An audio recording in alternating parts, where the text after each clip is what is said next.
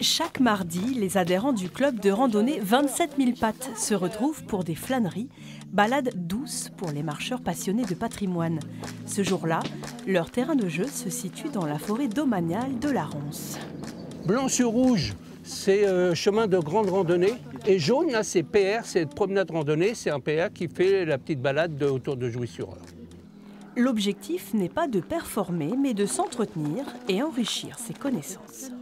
Il y a un lien commun, il y a l'amour de la nature, il y a la bienveillance, la culture, parce que certains sont très cultivés et font partager des tas d'anecdotes. Les arbres, ils sont comme nous, hein. Ils respirent comme nous. Hein. Donc d'abord, ils s'enracinent dans le sol. À partir des racines et des radicelles, ils vont s'alimenter en eau, en sève. Et puis ils vont transformer tout ça, aller au bout avec leurs feuilles. Et ils sont essentiels à notre vie parce qu'ils absorbent le gaz carbonique et ils rejettent l'oxygène. Et donc, le jour où il n'y a plus de plantes sur Terre, il n'y a plus d'humains. Henri Leduc anime la sortie, mais chaque randonneur partage ses connaissances, parfois surprenantes. Vous êtes effectivement sur un endroit humide. Là, vous voyez, il y a des fraises, des bois un petit peu de partout. Ça, effectivement, ça prouve qu'il y a du champignon. C'est la saison. Manque de pluie ces dernières semaines, les girolles et cèpes d'été tardent à se montrer, contrairement à d'autres variétés moins désirées. Ça, c'est un polypore destructeur. Ce champignon, à terme, va faire pourrir la souche.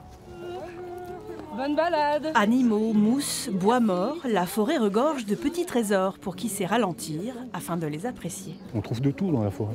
Ça fait un peu le style d'un cuir, un peu, qui est un peu ancien. Mais c'est magnifique. Non, j'aime bien. Des curiosités de la nature à savourer de jour comme de nuit. Du côté de la métropole rouennaise, pour découvrir le patrimoine forestier, les Maisons des Forêts proposent des activités ludiques et gratuites, comme ici, à Saint-Étienne-du-Rouvray.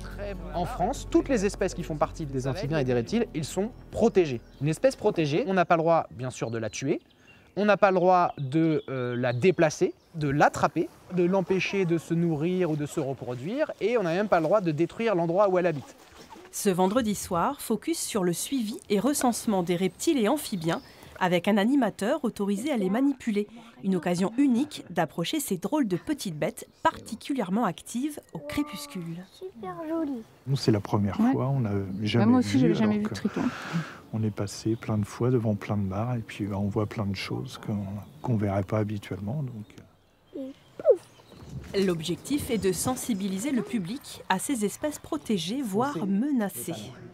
Il y a des points positifs et des points qui posent plus questions, notamment cette année l'absence de grenouilles sur cette mare. Par contre, la présence des larves de libellules, ça c'est vraiment une bonne chose, qui montre que notre mare, même si elle a pu être à proximité d'un gros bouleversement avec l'incendie du bâtiment, a l'air de présenter encore des conditions qui sont favorables. Je trouve qu'ils nagent bien et qu'ils sont drôles. J'aimerais bien faire comme eux. Les données récoltées seront transmises à l'Observatoire batraco-herpétologique normand, puis remontées au niveau national pour une analyse globale de la santé des espèces. Tous les animaux, quant à eux, retrouvent à la nuit tombée la quiétude de leur habitat.